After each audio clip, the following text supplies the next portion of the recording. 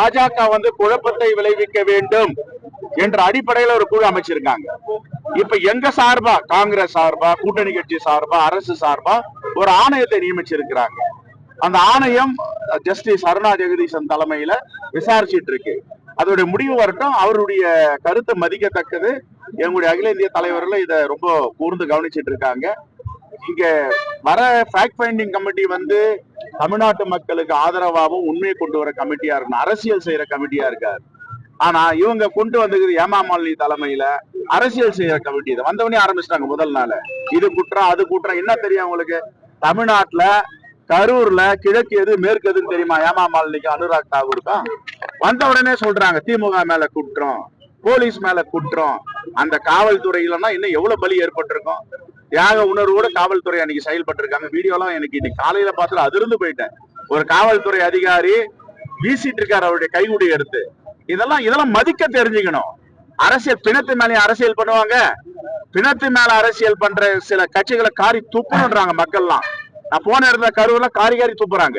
இது என்னங்க அரசியல்? இது ஓட்டு, ஒரு பக்கம் ஓட்டு திருட்டு, இன்னொரு பக்கம் வாக்கை எப்படியெல்லாம் ஏமாத்தி பெறலான்னு. தப்புங்க. அரசியல் பண்ணக்கூடாது. இதுல அரசியல் இருக்க கூடாது, அனுதாபம் மட்டும் தான் இருக்கணும். அரசியலை மேல் நோக்கி வச்சு இருக்கிற கட்சிகள்லாம் அனுதாபம் இருக்கா? இன்னும் அந்த ஈரம் காயல. அவன் வீட்டுல அப்படி துக்கம் இருந்தா அப்படி பேசுவான் அரசியல், ஒவ்வொரு அரசியல் கட்சி தலைவரும். இதெல்லாம் கொடூரமான முகங்கள். இது அந்த கொடூரமான முகங்கள்லாம் இப்ப தெரியுது.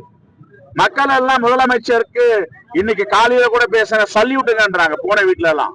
என்னங்க இது? ராத்திரி ஆணையம் அமைச்சு அரசு இயந்திரங்களை தலைமைச் செயலகத்துல உட்காந்து முடக்கி விட்டுட்டு இரவா விமானத்தை பிடிச்சு எங்க இழந்த நாங்கெல்லாம் சொந்த பந்தங்களை இழந்திருக்கிறோம், எங்களுக்கு ஆறுதல் சொன்னாரு, மலர் வளைய வச்சாரு, இறந்தவர்கள் உடலுக்கு வெடிகால் தான் கிளம்பி போனாருன்னு.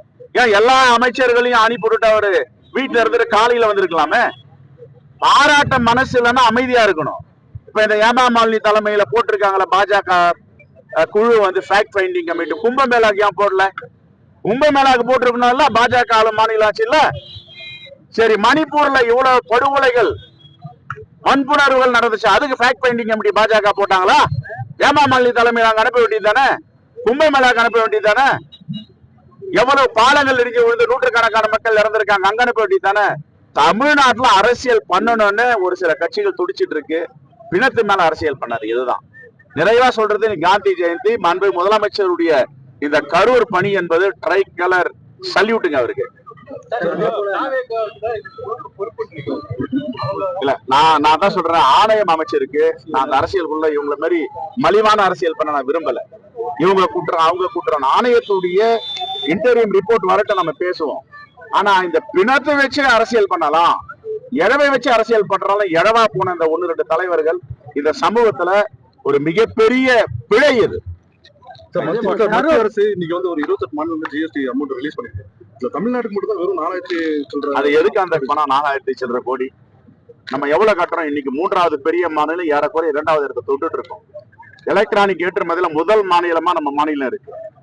ஜிஎஸ்டியில, ஜிடிபியில ஒன்றிய அரசு ஜிடிபியோட தமிழ்நாட்டு ஜிடிபி உயர்ந்து இருக்கு.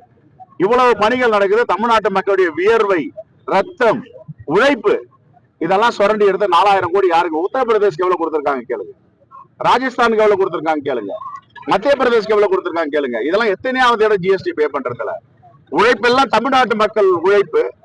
எல்லா வரி பணத்தையும் எடுத்து வேற மாநிலத்துக்கு கொடுக்குறாங்க. இது எந்த விதத்தில் நியாயம்? இது மக்கள்லாம் கவனிச்சிட்டு இருக்காங்க. டயா பூஸ்டர் சுகருடைய ரிமோட் கண்ட்ரோல் இனி உங்க கையில. அனைத்து மருந்து கடைகளிலும் கிடைக்கும்.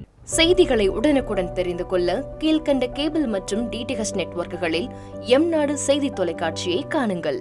பாதகம் செய்பவரை கண்டால் நாம் பயம் கொள்ளலாகாது பாப்பா.